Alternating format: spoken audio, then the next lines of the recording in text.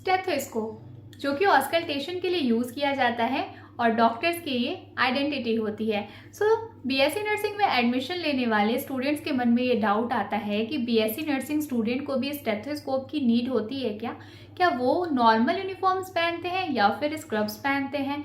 तो आज जब मैं सुबह सुबह सो के उठी और मैंने अपने कमेंट बॉक्स को स्क्रॉल किया तो उसमें एक स्टूडेंट का ये डाउट था कि दीदी, क्या बीएससी नर्सिंग में हम स्टेथोस्कोप यूज़ करते हैं? क्या हम स्क्रब्स पहनते हैं? सो पता है, ये कमेंट पढ़ के ना मुझे वो टाइम याद आ गया जब मैं नीट की प्रिपरेशन कर रही थी और नीट में सिलेक्शन के अब चांसेस नहीं थे और अब और कोई ड्रॉप लेने का भी कोई रास्ता नहीं दिख रहा था। तो उस टाइम मेरे मन में यही डाउट आ रहा था कि क्या जो बीएससी नर्सिंग में एडमिशन लेने के बाद मेरी जो लाइफस्टाइल होगी बिल्कुल वैसे ही होगी जो एक एमबीबीएस बीएमएस स्टूडेंट की होती है।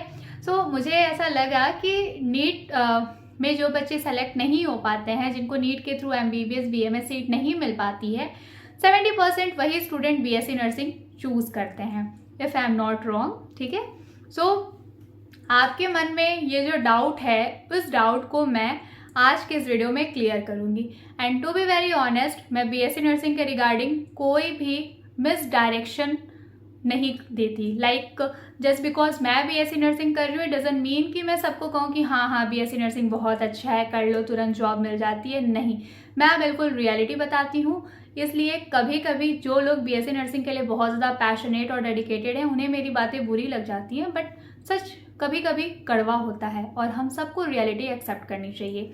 तो वीडियो को इन तक देखना। And most important, BSc nursing के रिगार्डिंग कोई भी वीडियो चाहिए या फिर जितनी भी प्रीवियस इंपॉर्टेंट वीडियोस मैंने ऑलरेडी चैनल पे अपलोड कर रखी है और अपकमिंग डेज में भी मैं ऐसे ही यूजफुल वीडियोस अपलोड करती रहूँगी। तो मेरे साथ बीएससी नर्सिंग की जर्नी को अच्छी बनाने के लिए फटाफट से चैनल को सब्सक्राइब करके बेल आइकन पे क्लिक कर लीजिए, जिससे अपकमिंग वीडियोज़ की सारी नोटिफिकेशन आपको मिलती रहे। ठीक है, ओके। तो सबसे पहले हम बात करते हैं स्टेथोस्कोप। तो देखो, बीएससी नर्सिंग जो आपका कोर्स है वो 4 साल का डिग्री कोर्स है। ठीक है, एंड डियर स्टूडेंट, प्लीज़ आप ये रियलिटी को एक्सेप्ट कर लो बीएससी नर्सिंग में एडमिशन लेने के पहले कि आप बीएससी नर्सिंग करके एक नर्स बनोगे, डॉक्टर नहीं। ठीक है, क्योंकि ये कॉन्फ्लिक्ट बहुत टाइम से चला आ रहा है कि nurses are equal to doctors. देखो, डॉक्टर डॉक्टर है, नर्स नर्स है। नर्स की अपनी एक अलग आइडेंटिटी है, अपना एक इम्पॉर्टेंस है, नर्स की अपनी एक वैल्यू है, अपनी एक डिग्निटी है और ये डिग्निटी नर्स को एज अ नर्स ही एक्सेप्ट करनी। लाइक कि मैं नर्स हूँ तो भी मैं रिस्पेक्ट डिजर्व करती हूँ। रिस्पेक्ट के लिए मेरा डॉक्टर बनना ज़रूरी नहीं है। अगर मैं एक नर्सिंग स्टूडेंट हूँ या फिर मैं एक स्टाफ नर्स हूँ तो मुझे भी रिस्पेक्ट चाहिए, मेरे हिस्से की रिस्पेक्ट मैं भी डिजर्व करती हूँ। ठीक है, तो अब बात करते हैं स्टेथोस्कोप की। तो देखो, जो ये स्टेथोस्कोप है ये ब्लड प्रेशर, जब हम मैनुअल बीपी लेते हैं, दैट इज ब्लड प्रेशर, ठीक है, स्फेग्नोमैनोमीटर की हेल्प से जब हम किसी का मैनुअल बीपी मेजर कर रहे होते हैं तो उस टाइम पे हमको पल्स को फील करने के लिए स्टेथोस्कोप की नीड होती है। ठीक है, और सिस्टोलिक और डायस्टोलिक बीट्स सुनने के लिए हमको ये स्टेथोस्कोप की नीड होती है।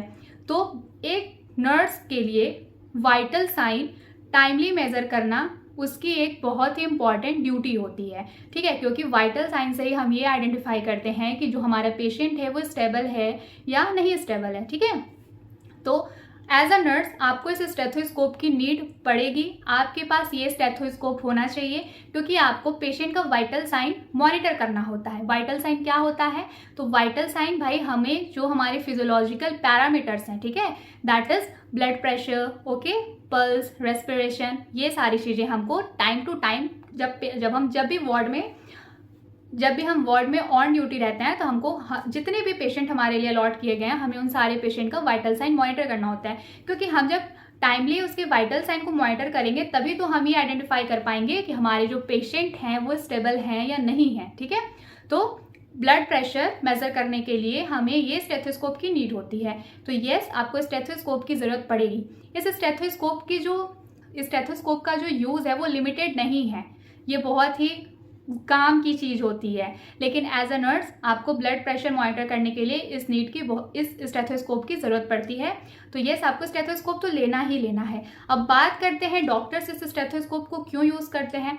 तो भाई फिजिकल एग्जामिनेशन जब आप पढ़ोगे BSc nursing first semester second semester में, दैट इज फिजिकल एग्जामिनेशन, तो उसमें एक स्टेप आता है, उसका एक फिजिकल एग्जामिनेशन का एक कंपोनेंट होता है, दैट इज ऑस्कल्टेशन।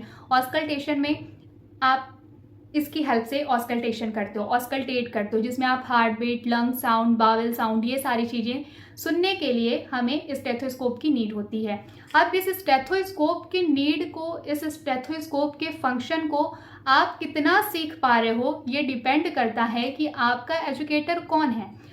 अगर मैं अपनी रियलिटी बताऊं, अपनी बात बताऊं, तो फर्स्ट सेमेस्टर में जब हम थे, लाइक बीएससी नर्सिंग में जब हमने एडमिशन लिया था, तो 2 महीने अराउंड क्लासेस चलने के बाद हमारी लैम्प लाइटिंग हुई, जिसमें हमारा ओथ टेकिंग सेरेमनी हुआ, एंड देन हम जो हमारे कॉलेज का हॉस्पिटल है वहाँ हमारी ड्यूटी लगाई गई, लाइक हमारा जो नर्सिंग का प्रैक्टिस होता है वो स्टार्ट होने वाला था। ठीक है, अब हमारी ट्रेनिंग स्टार्ट होने वाली थी। तो ट्रेनिंग पे जाने के पहले हमें पॉकेट आर्टिकल्स परचेज करने होते हैं, जिसमें हम फिजिकल एग्जामिनेशन में यूज़ होने वाला हर एक इंस्ट्रूमेंट खुद ही बाई करते हैं, जिसमें हमारा नी हैमर, ठीक है, ट्यूनिक फॉग, स्टेथोस्कोप, थर्मामीटर, ठीक है, टॉर्च, येलो लाइट के साथ ये सारी चीज़ें हमें परचेज करनी होती हैं। तो फर्स्ट सेमेस्टर में मैंने ये स्टेथोस्कोप परचेज किया था। उसके बाद इस स्टेथोस्कोप को सिर्फ और सिर्फ मैंने बीपी लेने के लिए ही यूज़ किया है आज तक, इसके अलावा किसी भी चीज़ के लिए नहीं, क्योंकि हमारे लाइक कभी टीचर्स ने ऑस्कल्टेशन बताया नहीं, और ना ही देखो हॉस्पिटल में जब डॉक्टर्स आते हैं उनके पास बहुत सारे पेशेंट होते हैं, ठीक है, तो भाई उनको क्या करना होता है, उनको बहुत सारे जो ऐसे डॉक्टर्स होते हैं वो हमारे हॉस्पिटल में भी आते हैं, साथ ही साथ उनका अपना एक प्राइवेट क्लिनिक भी होता है। तो उनको क्या होता है ना कि जस्ट पेशेंट देखना है, ओपीडी देखनी है, फिर अपने क्लिनिक पे जाना है, उनके पास बहुत सारा काम होता है। वो इतने फ्री नहीं होते हैं कि वो वार्ड में, जो हॉस्पिटल के वार्ड्स होते हैं उसमें पोस्टेड नर्सिंग स्टूडेंट को ऑस्कल्टेशन सिखाएं। ठीक है, तो आपकी किस्मत पे डिपेंड करता है। अगर आपको लकीली एक अच्छा एजुकेटर आपके नर्सिंग कॉलेज में मिल गया जो आपको ऑस्कल्टेशन बताए कि हाँ किस तरीके से लंग साउंड्स हम सुनते हैं, किस तरीके से हम आइडेंटिफाई करते हैं कि क्या नॉर्मल है और क्या एबनॉर्मल है, किस तरीके से हम हार्ट बीट सुन के पता करते हैं कि क्या नॉर्मल है क्या एबनॉर्मल है, किस तरीके से हम बावल साउंड सुनते हैं और कैसे हम आइडेंटिफाई करते हैं कि क्या नॉर्मल है और क्या एबनॉर्मल है। तो अगर एजुकेटर अच्छा है, एजुकेटर को चीज़ें आती हैं तो ऑफकोर्स वो आपको बताएंगे। बट अगर अनफॉर्चुनेटली आपके कॉलेज में फैकल्टी इतनी अच्छी नहीं है तो आपका ये जो स्टेथोस्कोप है सिर्फ और सिर्फ ब्लड प्रेशर लेने तक ही लिमिट रह जाएगा। बट हाँ, ये बीएससी नर्सिंग के कॉलेज तक की बात रहेगी। ये स्टेथोस्कोप आपके हाथ में आने के बाद ये आप पे डिपेंड करता है कि आप इस स्टेथोस्कोप को कितना अच्छा इसका यूज़ सीख सकते हो, किस तरीके से। अब देखो, अब आप जब अप्रोच करोगे, अब तो बहुत चीज़ों को सीखने के लिए लाइक बहुत सारा हमारे पास अपॉर्चुनिटी है।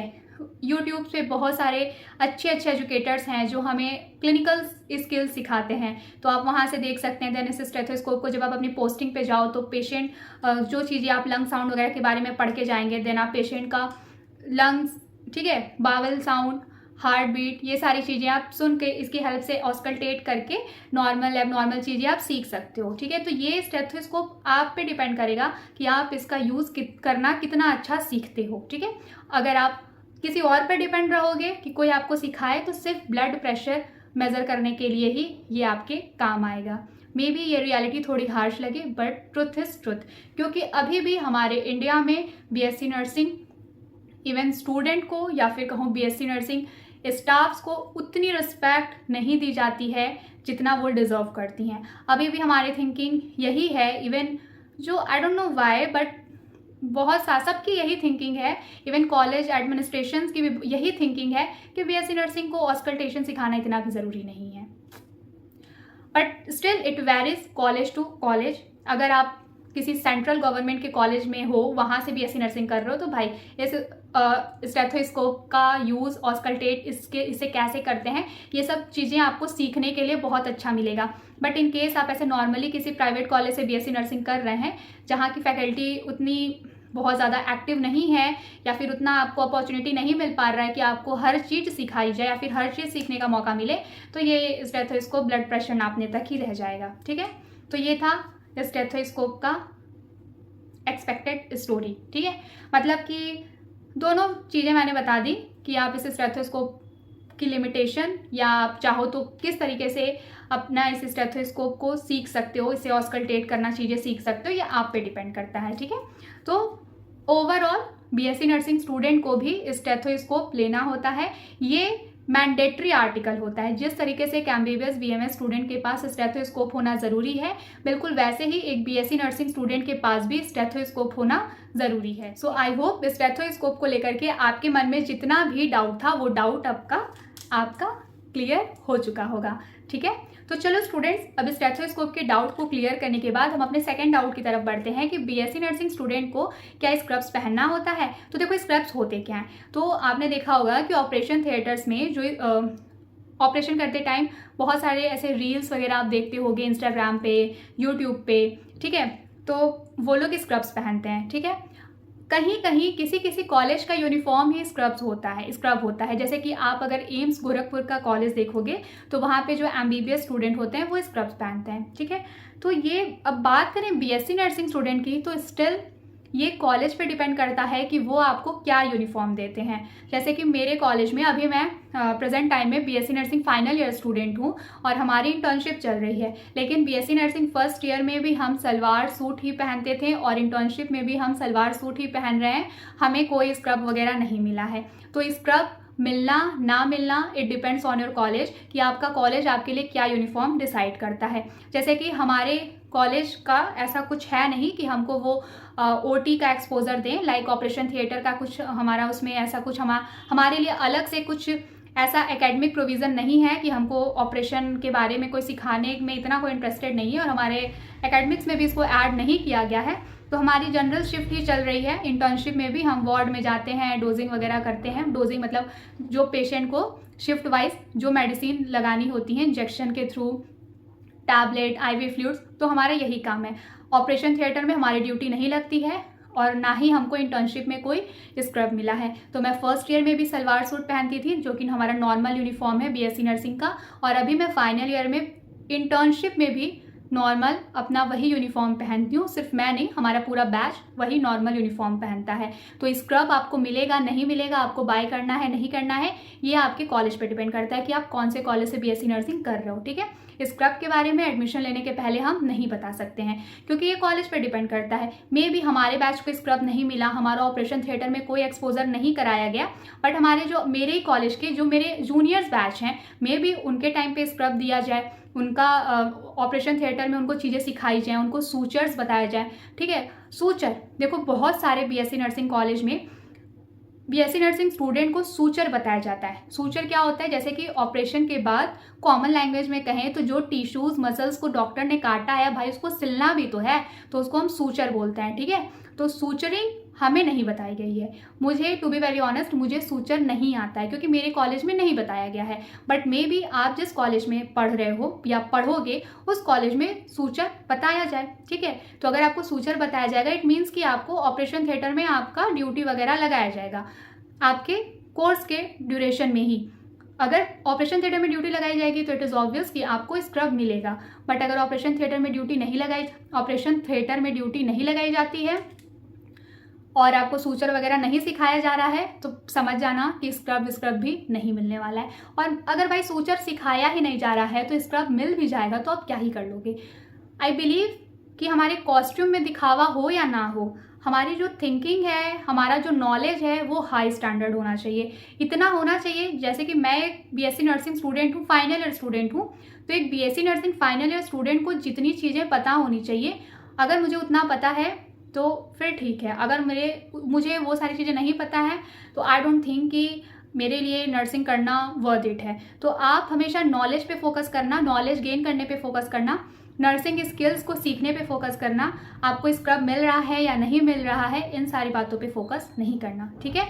सो आई होप स्टेथोस्कोप और स्क्रब्स को लेकर के आपके मन में जो भी डाउट्स थे वो डाउट आपका क्लियर हो गया हो। बट स्टिल अगर आपको कोई भी डाउट है या फिर ऐसा ही आपके मन में कोई क्वेश्चन है तो let me know in the comment section. अभी के लिए चैनल को सब्सक्राइब करके बेल आइकन पे क्लिक कर लो। ऐसे ही यूजफुल इन्फॉर्मेटिव वीडियोस मैं आपके लिए लाती रहूँगी। और साथ ही साथ इस चैनल पे मैं बीएससी नर्सिंग स्टूडेंट के लिए फ्री लेक्चर सीरीज़ भी चलाती हूँ। तो इस चैनल पे आपको जब आप बीएससी नर्सिंग में एडमिशन ले लोगे तो उस टाइम पे आपको ईजिली लेक्चर्स विथ नोट्स भी मिलते रहेंगे, ठीक है।